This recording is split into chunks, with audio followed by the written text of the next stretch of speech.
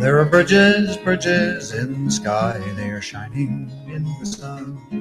They are stone and steel and wood and wire, they can change two things to one. They are languages and letters, they are poetry and all. They are love and understanding, and they're better than a war. They are languages and letters, they are poetry and all. They are love and understanding, and they're better than a war.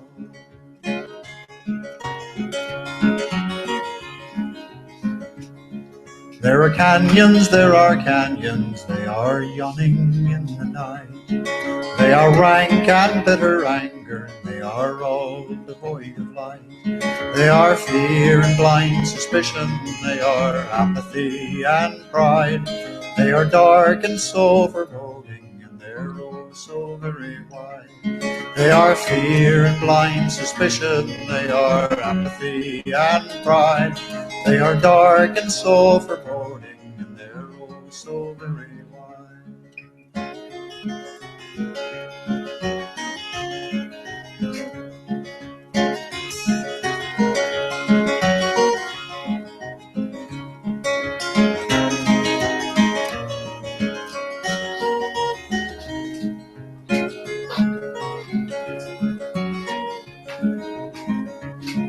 Let us build a bridge of music, and let us cross it with a song. Let us span another canyon, let us right another wrong.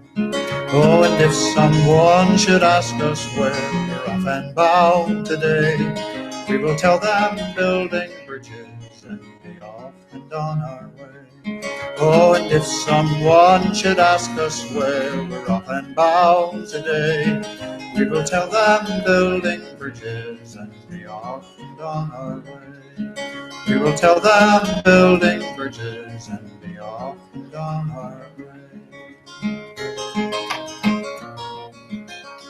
We will tell them building bridges and be off and on our way. Thank you, Bill Staines, for letting us use the Bridges song on Bridges program. Welcome to World Call In. This is Bridges Programming. This is brought to you by the HREM, the Human Renewable Energy Measurement.org. So please don't buy it, don't look at it, just think about it. If you think that all human beings should have their basic needs met, it means that every human being in the world should have their basic needs met for a minimal amount of their labor, the technology now to do so, and about a day's worth of work or 1 hour a day for their needs, not their wants. Their contribution of a day's worth of work, a week, or 1 hour a day, toward basic needs, But then your wants are a completely different thing, and that's what the free market is for. And that's what the rest of the hours. And that's what makes us human. Our wants are all different, but our needs are always the same. Anywhere in the world, any place on this planet, all human beings require the same amount of food and energy units and shelter, and they should have all the education we can possibly share. You are listening to Susan Comont and Jeff Beller and Dennis Carius. We're here with you on Bridges program. We try to get this message out. We also have a nonprofit group called Renew the Earth. So if you want to help us with that, you can donate to a nonprofit organization. And we've donated Bridges programming to that. So we can do all humanitarian programming at no cost to anybody, if they'd like to do programming that is deemed humanitarian. We are talking today about Gesundheit. We are talking Hello, Dennis. Hello, Dennis. Hello, Dennis. Are you there? Oh, hello. It's great to be on with you, with both you and Susan. Thank you, Dennis. I want to see if we can get our studio on there. Oh, there we are. Okay, then if Dennis can. Face to the voice. I don't think Dennis can see us yet. I don't think he can see us yet. Well, he might not have us up. I'll let you know. Okay, well, here we are, and we don't have a. He knows what we look like. We don't have our resurrection here for Abraham Lincoln like we had last week, or we don't have Buckminster Full with us. Well, we don't have a guest. We do, well, we have A guest from the past. We have a guest in our minds, and that's going to be, we've heard Bill Clinton talk. And he's still That's alive. why I'm so tired. I was up all We were night listening listening to him. To him And talk. if they were expecting to be, there were going to be young little girls listening to this speech. Well, there was, No. according to the news, like this morning, a woman said she kept her daughter up, and another man kept her daughter. Right. I daughter know, up. but this is unusual that most little children can't tolerate being. But anyway, Well, anyway, sometimes they want to stay up so this Great. is just to see, to show their this is folks sort that of they an can do it. an interesting deal going on. But I Because this was a very important Well, speech that Bill Clinton made on behalf of his wife, Hillary Clinton, last night. and I I believe it was significant. But here's the problem, and no matter who wins in office, the way the system works is money. A matter of fact, I actually ran on the independent line in New York State, independence line against Hillary Clinton and Rudy Giuliani. I was clean shaven. I looked a little different than I look now. But my issue is energy. And the first question they ask you is how much money, where are you getting your money from? And that's the first question. They don't say what your ideas are or what you want to do. Where do you get your money? And by the way, Dennis, do you realize do you have any idea how many counties we have in New York State? You can tell me, Jeff, how many counties do we have in New York State? Take a guess, Dennis. Okay, I'll take a guess. And Susan, feel free to jump in here.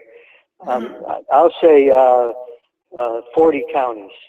Well, you're close. Very close. It's almost 60 counties. Now, if you're going to run for office for state senate, you have to go to every single county, Dennis. So supposing I nominate you to be Which is what we did. Suppose I nominate you, Dennis, Mm-hmm. and I give you, let's suppose you have a $70,000 a year income coming in, just for argument's sake, right? You envision that? Okay, right.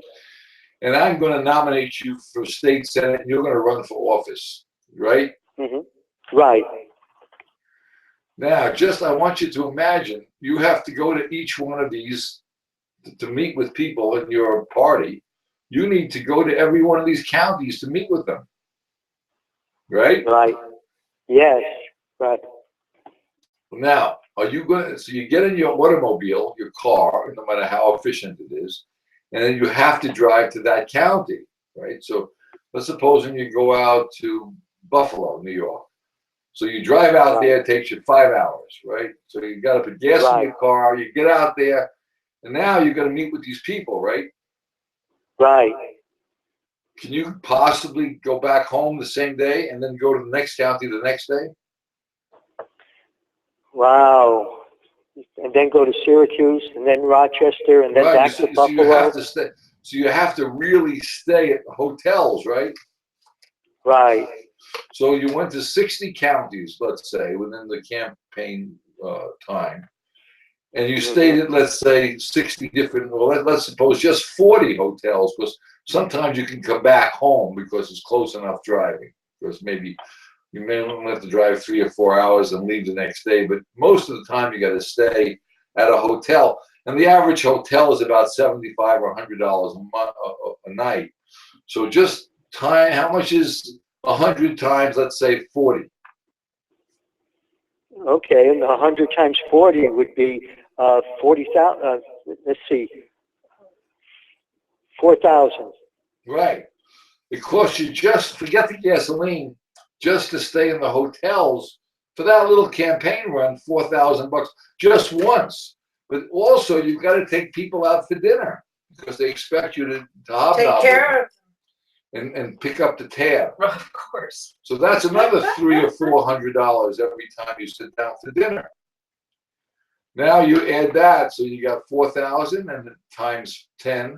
So you got about 40 grand just in that. Forget about the printing of the paperwork And setting up an and office. setting up an office and telephones. And then getting people to work, either volunteer or pay them people, a little bit. and then the printing and all that stuff.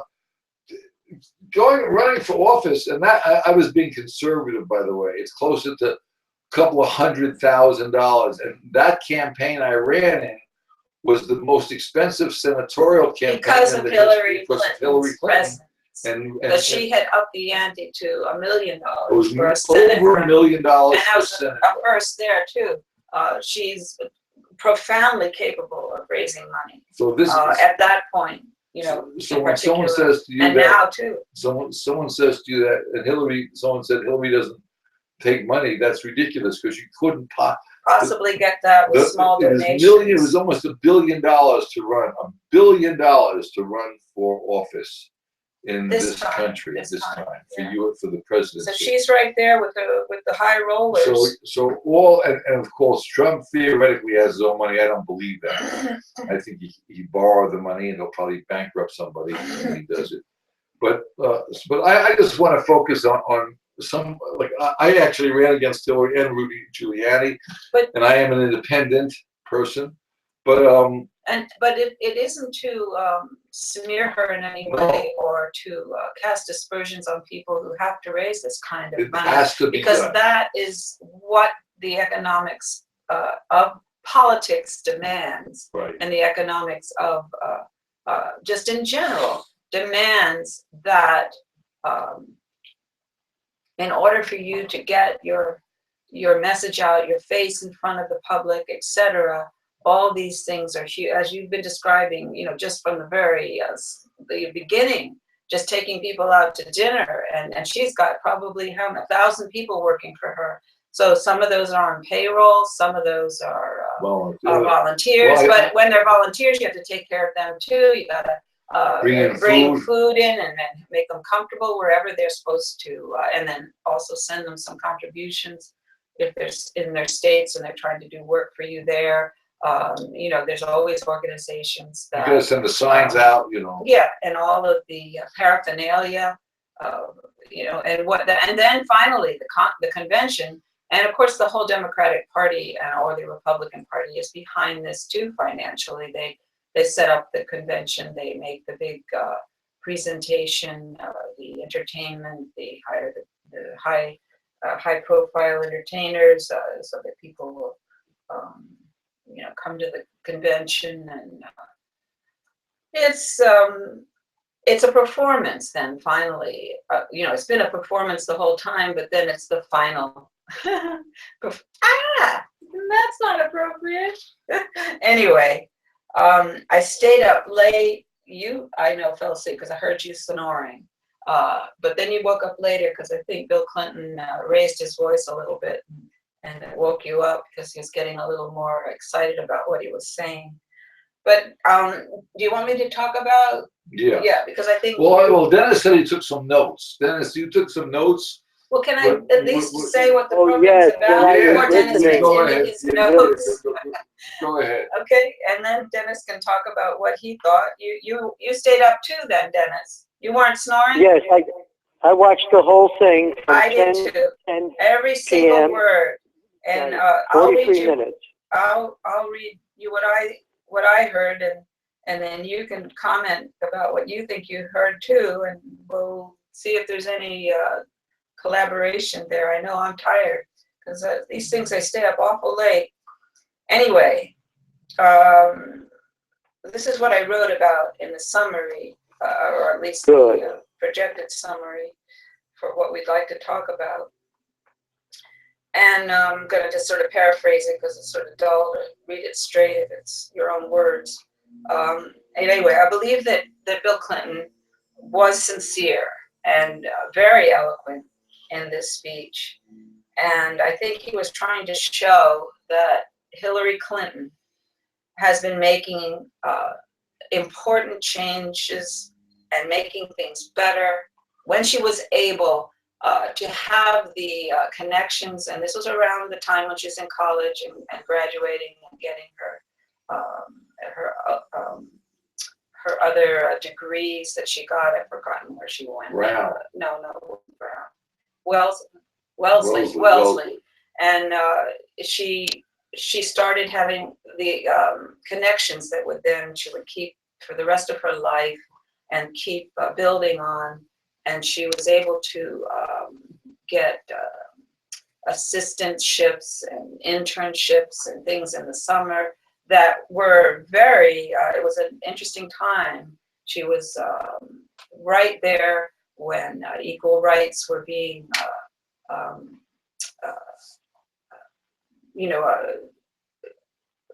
let's say, I mean, I'm not saying that we've even attained the equal rights that they were hoping for at that time, but the obvious, egregious,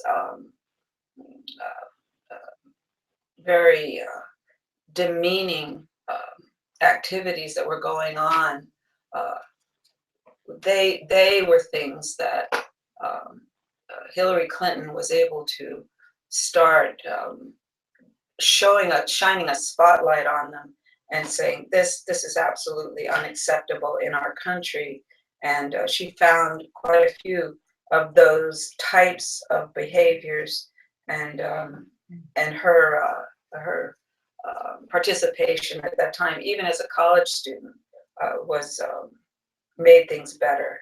As Bill Clinton kept saying, make things better, make change that makes things better for people. And she's never stopped.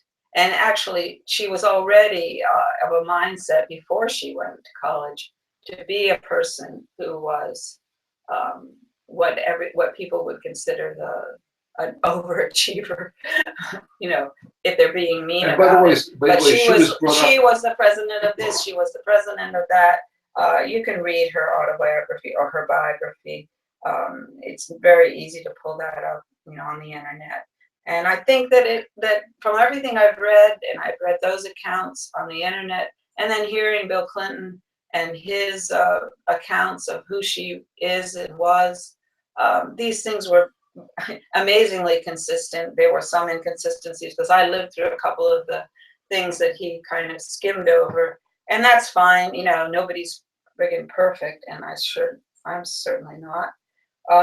So there are things that they don't want to address very specifically, and there are instincts that you had at different times when we've been able to observe them as public figures, when you thought that something a little different was going on. Like when she ran for Senate after the end of his term, I felt like their move to New York State was deliberate because they wanted to run her for Senate. They had that in mind. I didn't think that was a surprise to her. When he stopped running for office, when Bill was out of office, he moved to Harlem. Right. He moved into Harlem and she moved into Chappaqua. They moved to New York State. They set up a bit of an outpost, I'd say. And I felt instinctively at that time that they had it in the back of their minds at that point, that they were setting it up, their residency, blah, blah, blah, so that she could run for the Senate seat that was going to become available in New York State. And he didn't see it that way. He made it sound like it was a surprise to her. But I don't think it was a surprise to her. And that they want to do things like that. They want to, present things like that. That's fine. That changes history. That's the way trying to write history the way it was like. The way that it would seem like, she wasn't ambitious. But she is a very ambitious woman. And there's nothing wrong with that. But, we are very used to, especially in the United States, to criticize women for their ambition, and so they're afraid that this will happen. They got to be real careful, step carefully. Anyway, let me go on with my little summary here. Okay, and so here she goes. She's never stopped this focus, this razor focus on making things better, according to what she's capable of doing and what she's capable of understanding in her environment and in the times that she's going through. The persistence and variety. Now that's important because there's been an incredible amount of variety to her contributions. That I find very interesting. And because she ran for. She's very. She was the first lady, and we're going to discuss that after this. And she was also what she did before she was married was amazing. And then, that's what I'm talking about. Yeah, and then she also did. Then she, of course, she was the senator, which I think, and she's. But I'm talking about these little actions when she would join a committee or start a committee, or she would see a problem in the schools of Arkansas. And he described all this in his speech, and you really should listen to the whole speech if you don't have a real handle on who Hillary Clinton is. I think that he really set out a very easy to listen to. He's got this avuncular favorite uncle type of style that everybody can respond to. He's a natural storyteller, like Garrison Keillor. He has that kind of similar style. And so it's very easy to swallow all this information. It's not like you have to go to the internet and read it, and that's kind of dry there. But he presents it, and as I say, it's pretty darn consistent with everything else I've read, but not necessarily chiming in harmony with what I lived through. But the things that I lived through, and those are not that important. Those kinds of disharmony are things that I don't think were quite portrayed the way they happened at the time. They are not that important compared to this long list of things that Hillary Clinton's been doing and trying to do. Well, a lot of people. Then you can go on. Well, go ahead. A lot of people. There's a lot of people who never get notoriety. Like Dennis, you're a person who's made contributions all your life, and you'll never get notoriety for it, and you probably work just as hard as Hillary did in your own way. Going to meet. You'll have to go to the Wizard of Oz to get a medal. You need a medal for it, and we all will. We'll have to go to the Wizard of Oz to get our medals. But this is good. I like to see an individual who's been doing sincere humanitarian work with her skills, intelligent energy. She must have the energy of a hummingbird, I must say. She's got extraordinary energy and persistence. Dennis, you would call her greedy. No, wait, let's not get. No, this is not appropriate. Okay, she's extremely focused. Right. I would say that's the word. And I don't think Dennis would say she's greedy because he's very fond of her. Okay, the persistence and variety of her contributions over time, the energy, intelligence to improving the conditions under which we all live in the USA, and more recently as Secretary of State in the world, is staggering. I mean, it really is. Right. But not when you realize how little we ever talk about the contributions of women, especially in the United States, and worldwide. There's a little more, grace, I'd say. But in the United States, we have a very male-centered type society, and so when you hear the accomplishments of a woman like Hillary Clinton, it's like deer in the headlights. And I will say, after I read the rest of this summary, why I say that. And then I go on in the summary to say, when Bill tried to lay the scope of all this out in his speech, the individuals who commented after the speech were clearly disturbed and uncomfortable about how to react. I mean, this it surprised me a lot, because they were women and men of all different ages, and none of them picked up on really what the point was of his whole speech, of Bill Clinton's speech, was he was outlining the consistency, the persistence, the focus of his wife, Hillary Clinton's life. And he's been there to witness probably 2/3 of it, because this is his, he's been living with her and working with her. And he knows all these different, he was listing them. None of them touched on that.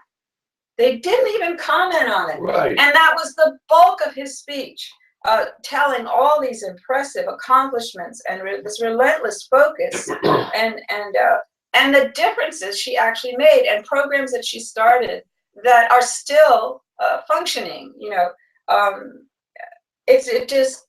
It it was like they whoa, you know, They didn't. we don't know how to process this. Pick up on We don't know how to, you know, we're not supposed to talk about a woman this way. I at this point at 2015, I can't believe 2016. Yeah, right.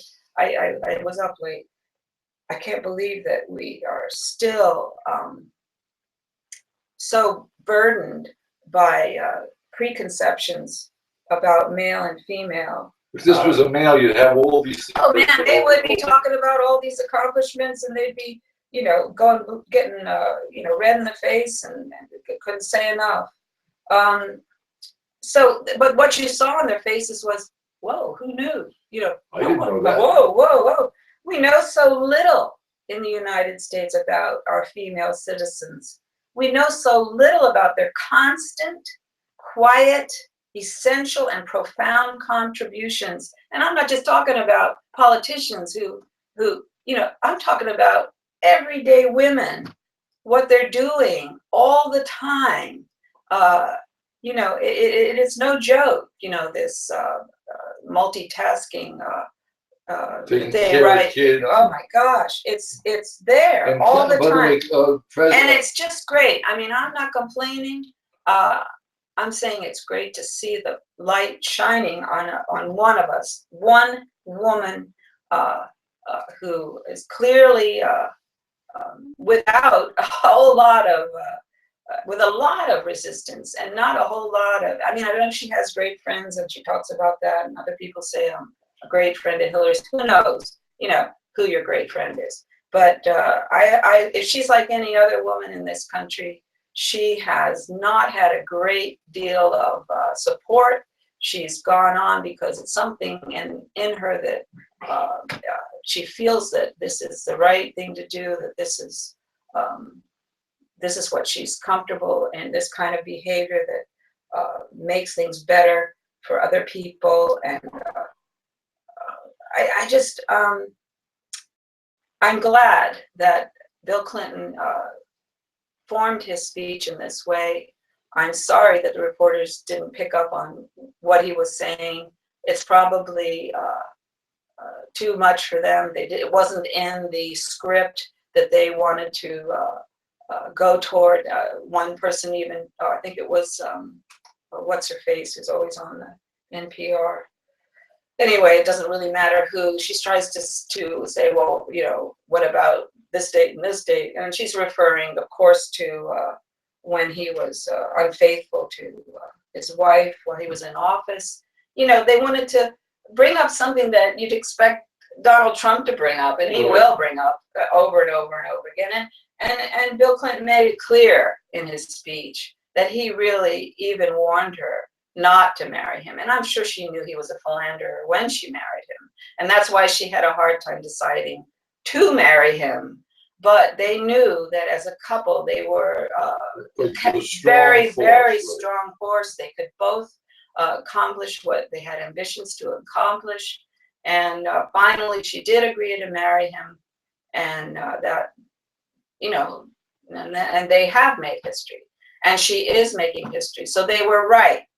No matter, you know, what the flaws in his and her personalities combined together, they really did and are still accomplishing historical types of things, at least in terms of what we call politics and, you know, accomplishments. In history. Yeah, history. Written history will include their names, let's put it that way. Unlike, you know, most everyone else in this, that lives on this planet. So anyways, here we go, you know, and I found it really scary when Meryl Streep went up there and she starts doing this women's empowerment thing. And I'm sorry, that's not where this is going, because women have always been empowered, but we're doing it we're doing it in a different way than, you know, it's not about being in your face about this stuff. It's not about trying to be something other than a woman. and what our strengths are. I mean, I saw, you know, I'd never seen Meryl Streep look so fanatical. Yeah. And, you know, I started thinking about Rudy Giuliani and the Republican. And that's what really throws people off. You know, it throws off, you know, people that are like on the. But I want to get back to the human renewable energy measure, because the intentions, I think, on most politicians, I don't think all, but most politicians, they really want to do good, be it a Republican or a Democrat. The question is, they don't know how to get there. And I'm sure Hillary wants to get there. And I'm sure that Trump or Nixon or Republican or Democrat, they really want to make an impact to help the country and humanity. That's probably point. Their first impulse. Later, they have so many compromises. But then they have to deal with the compromises. Like when I was running for office, they said, "Well, would you take this much money if you bring this out?" And I said, "No, I won't do that." It was interesting when they were refining, you know, what you would say publicly. They kept refining it towards something that was almost a cliche. Right. Yeah, and to the point where you really couldn't say anything. No, yeah. You weren't saying anything. I couldn't speak my mind because it would offend somebody. And they wanted me to, so the point I'm making is that the talking points, they called them. Yeah, the talking points. And then here's how you have to answer this question. Here's how you have and can you do that? Can you say it this way? Can you say it this way instead of the way you believe? The way you want to say it. The way you believe. It doesn't quite make sense. But the reality is, and then Dennis and I were talking prior to the program. Oh, by the way, the human renewable energy measure, the measurement, is what's missing from the vocabulary. And I'm going to tie this into human vocabulary, the conversation. Why don't you just say the conversation? Right? Okay, I'm going to try to tie this. Even Bernie Sanders hasn't touched on it. No, or the Pope, for that matter. And he's got a huge platform too. There's another level to this that gets us into the economic system and to the heart of it. I need you to or whatever. Get you don't like that. Dennis and I talked about, if Hillary gets elected, what are they going to call Bill Clinton? Is he going to be the first man instead of the first lady? Like Adam and Eve? Well, right. Is he the first man? Now, he may be the first man to be the wife of the female, the husband, to be the husband of the president. So there's no word for this. So there's no word for this in the language. Yeah, just like there's no word. No word for what people need, survival needs for humanity within our economics. It's not in the language. And that's why we invented a word. And then how do we address? How do we address President Clinton? Which President Clinton are we addressing? Are we going to call him President Bill and President Hillary? No, I don't think you should use the first name. Right. So now we've got a big problem. How do we address? When you send a letter to Bill, President. Maybe they use her maiden name. You know, President. See, this is the problem. You know, that's what they should do. We don't have a way in the language for addressing this at this point.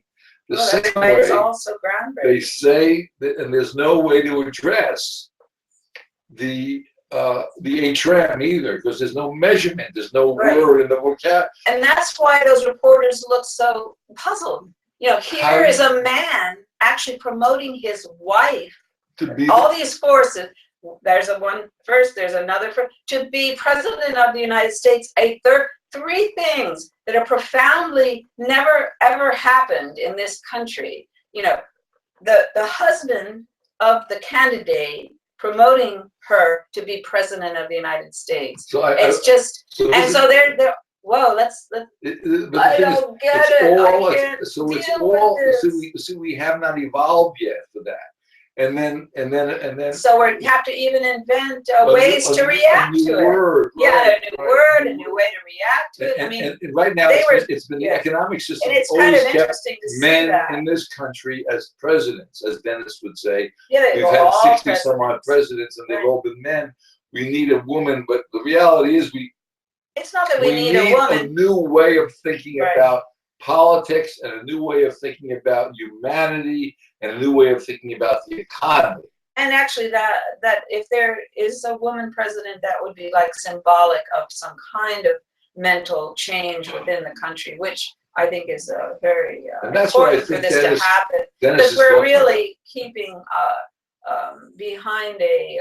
It's not even a glass ceiling. I mean, it's not. It's a curtain that's been drawn between the sexes in the United States more than anywhere, I think.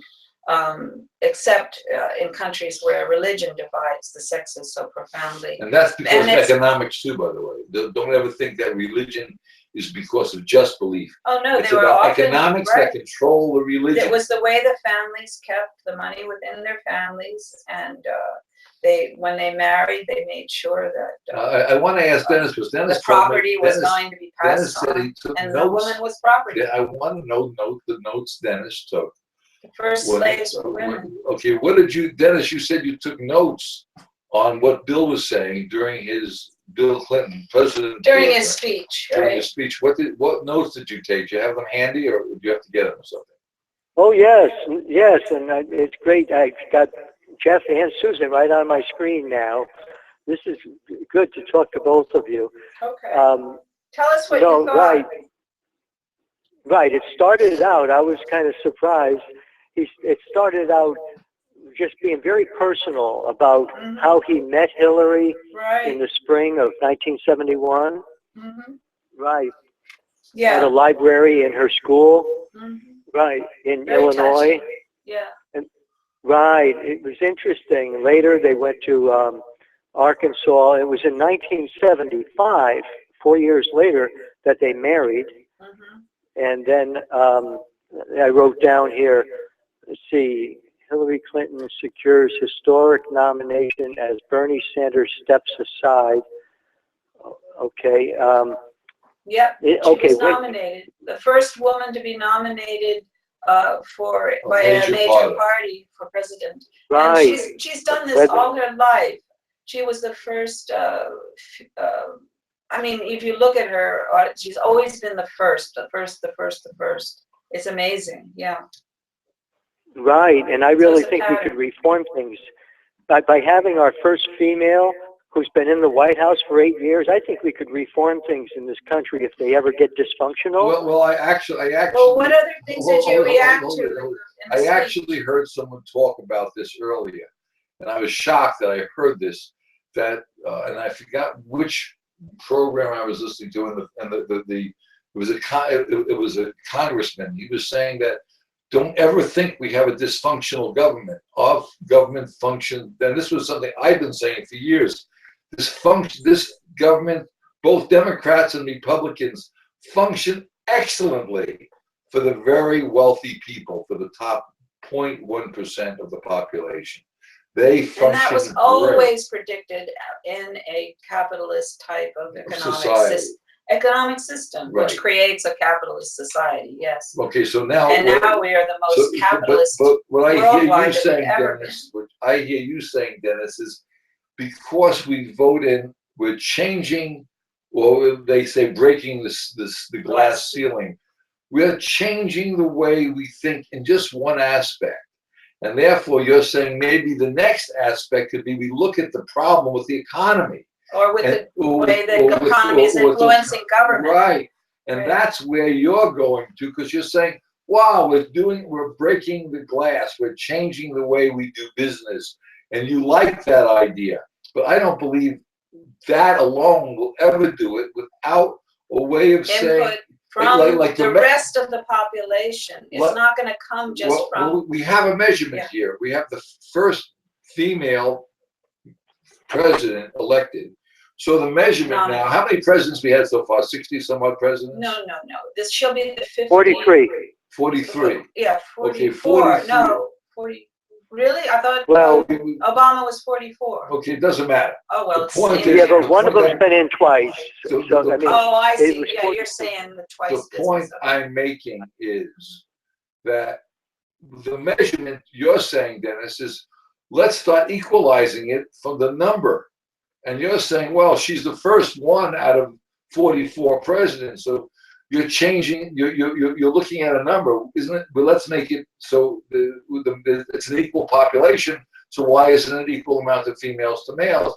Well, if we vote a male and a female, in a couple of 100 years or 1,000 years, if we still are in this world, we still have voting, which I doubt very much.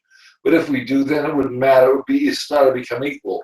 But you'd have to have another 44 presidential elections, and let's say 44 every 8 years or every 4 years to keep women in there and make it equal again. So, I mean, the reality of that equal stuff is it's there, and I see your point.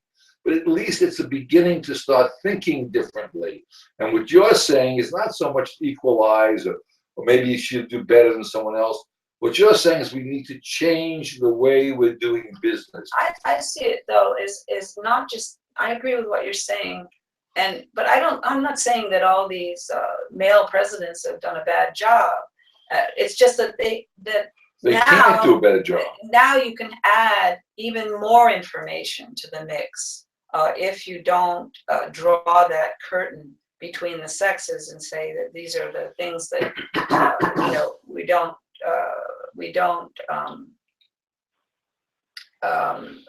we prefer that women stay to this side of the curtain and men to this side, and this is what they do. This is, I mean, it sounds crazy that this is still the case, but there are many exceptions. But for the most of the population of this country, there is still a curtain drawn. I want to go to physical things here because the physical needs are.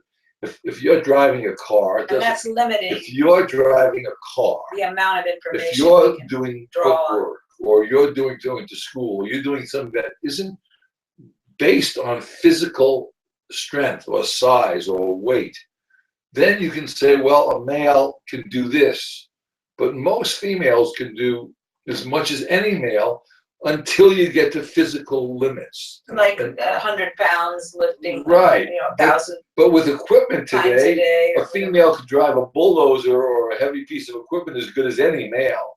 And female, of course, males, in my opinion, males have a different kind of an ego, and females have a better ego, so they can do a job better. They have more patience. They have more, even back as far as 5,000 years ago, the male was just a hunter-gatherer because he was physically stronger, and the female would do the work that was the hunter-gatherers, where cook the food and gather the food. They had more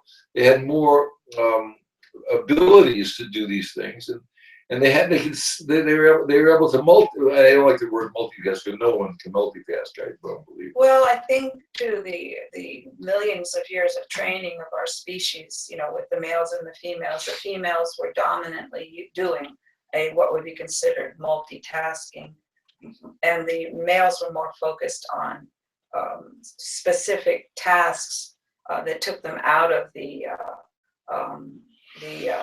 tribal comfort zone, so that they would be braver, they would be more adventurous, they would be sharper in ways that were had to do with not getting eaten by the predators and coming back with food for the tribe, things like that. Scouting out new places that would be comfortable to stay for a couple of months before the weather changed. There was a collaboration always and a bleed over of these different tasks, but just because there's so much of a woman's life that has to do with raising babies and things like, that have to do with that, there has to be a certain amount of sedentary stay in a certain place. It's easier to stay in one place, with very, very young children, than just to travel. And to haul them about. But they did haul them about, and they did what they had to do. But always, even when Lewis and Clark were using the skills of the Indian guide, there was a female, and she was carrying her baby with her.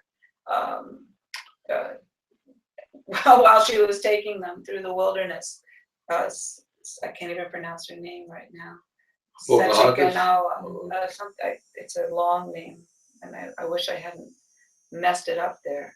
But she knew the wilderness. She had just given birth, and she just hefted that kid along with her, and that was the way it went. But that's multitasking right there, because she's tending to a child while she's, finding the way for these Europeans, so they can map it. And who knows who did the cooking? Probably someone else was taking along. I don't know. Well, you don't hear about the person who did the cooking in that case. You don't hear about and it's just amazing to see that there's so much going on. But the way you guys can make a difference, and this is what I believe, you guys can be really heroes. Anybody listening out there, we need the average young person who knows how to use any media they know how to use to tell people that we need, just like we need a woman in office, because we need to change things. Not that a woman's going to be better. We need to expand our focus. We need to focus. expand our vocabulary. Mm-hmm. What are we going to call the first man who's going to be married to the woman who's became president? You can call him the first mister. The first husband. The first husband. The first man, the first lady. What's the opposite? What's the thing of lady and man? Well, Miss and Mister. Lady and Lord is what you got the there. First Lord in office. Yeah, I know, because that's what that refers to, lady. You don't use the word lady. The first lady. Normally, when you refer to another woman, you say this woman, that woman. That lady. Right, he's a man, he's a lady. No, he's a man and a woman. Well, man and woman, lady and Lord is what you. Well, let's see the first Lord in office. It's going to be very which then takes us back to royalty. But now, which is what lady refers to. What you could do to make the change is not just vote, not just throw money. You, as an individual, use your mind on how we get this measurement word out. The human renewable energy measurement. We do it on Bridges program. We try the human renewable energy measure. It comes up on your screen now. Because each life is a piece of renewable energy. Each life is going to be replaced by another life. This is renewable. This is the way life. Species energy. It's a physical change, and what we're doing when we say that, it means that all humanity must have their basic needs met. And right now, most human beings are, because of the economy, we're still in slavery, in a form of slavery. Some places are less than others. Some places have better slave masters. Right. And when in the old days, when you had real slaves, it was obvious. You had lousy slave masters and you had good slave masters. The good slave masters, people didn't want to leave. They had their food and shelter taken care of, their education and medical. People, they had good slave masters. That's like the child that never leaves home, right? They have it knocked. Things are great. When things are bad, kids want to get the hell out of there. They don't want to be around. So they legally got rid of slavery, but not in actuality. In actuality, we still have slavery around, and it's abundant, and it's worse probably now than it ever was. But we don't call it slavery. No. We call it when are you going to go to work? We call it job security. Job security. You got to keep on working until you. And you can't afford to lose that job. If you lose your job, you're going to lose your life. That's a form of slavery. But with the human renewable energy measure, we have an agreement that all humanity will have their basic needs met for a minimum amount of their work life. 1 day a week or 1 hour a day. A minimum amount of their work life. But we don't know. We have to clarify that. Not their whole work life. We have to clarify that. And that's what the HRM does. Right now, we're doing our whole work life plus, especially in the United States. People are working. And that's what makes us. They don't even have vacations here. That's what makes us. And I think that really blows the minds of a lot of people. That's what makes us human. What kind of a thing was that I don't on your know. head? Dennis, you see this? Oh, Dennis, what is that? Dennis, on my head. Dennis. It looks like a vegetable of some kind. What is that on your head? A piece of corn. Yes. Well, you know what? I don't know what that there seems to be a delay between. I'm talking to you live, one-on-one right now. But when I look on the screen, it looks like it takes quite a few minutes before. Yeah, well, maybe you'll see it. Okay, I just saw it. It just popped on your head. What do you think just now, is? Green. What is that? Green. It just popped a second time on your head. Green with a very light green going down towards each ear. What is that? Well, Call it a hat. Yeah, but I only got 2 things on dog hat. Anyway, I don't know. I think it's odd though. It looks like a vegetable or something, or a piece of corn on. But anyway, I'm always trying to think, and here's the way I think. I always try to think about things. You know, what are we doing here? You know, that's the point. But I just want to bring out that what you could do, what we need to do, and I'm trying to be funny about it, but it's really hard to be funny about it. If we don't get this measurement into the vocabulary, you're going to still. We are killing people around the world because of our economic system. And we have a belief system that if we put the right president in around the world and we have a democratic system, but that's not working. We need to we need to get through that glass That's so ceiling. that, you know, there's a certain group that's always going to be, you know, running the game, and they keep passing it off the baton to each other. You know, like you see Bill Clinton passing the baton to Hillary Clinton, and tonight President Obama is going to speak on her behalf, and he'll pass the baton to her.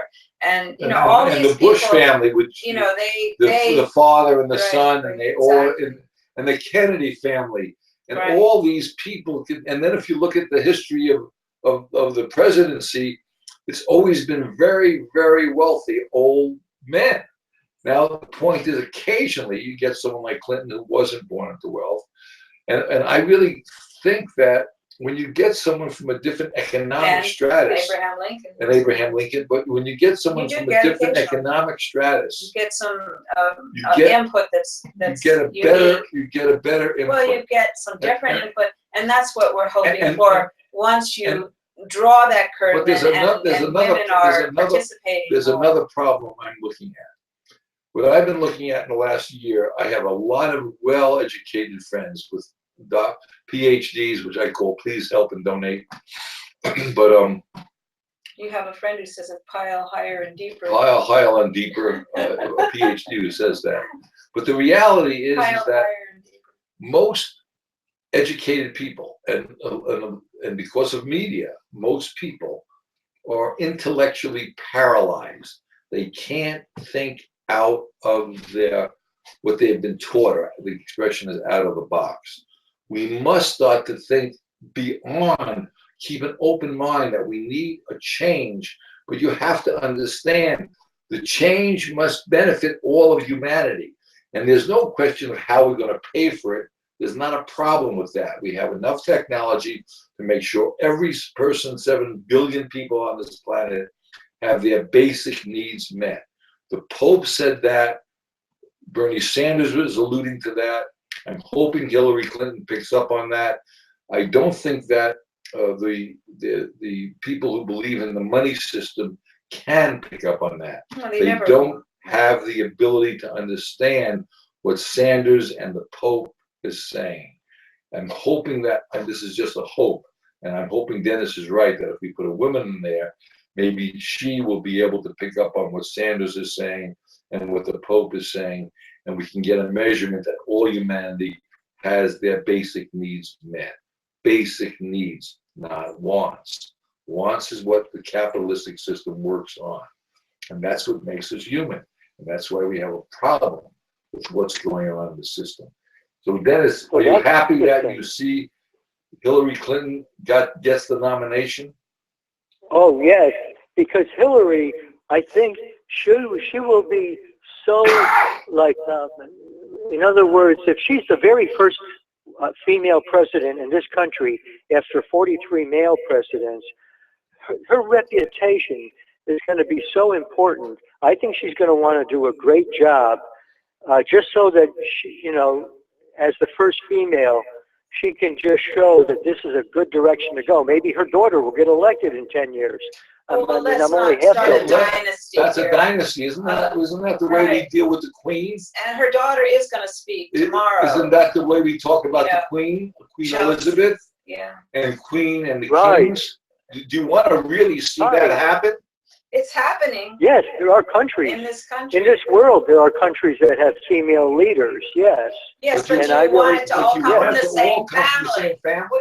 See, that's what we're saying, is it doesn't, we're there is ability all over this country. There's not just ability you don't need a among Clinton. the people that you hear about. It could be anyone. They're not that much. You they're could not even smarter. go randomly and pick out a woman in the street who is a great president.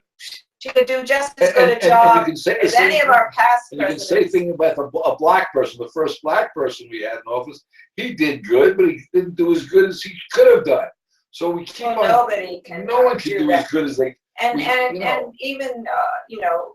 So you can't. It's a setup for disappointment. But I don't believe that you could believe. I don't see how you believe that just because you're the first female or the first black person or the first Jew or the first Gentile to get into, or Catholic. Christian to Remember get into. when Kennedy was the first when Catholic. he was the first president, Catholic to get in. Yeah.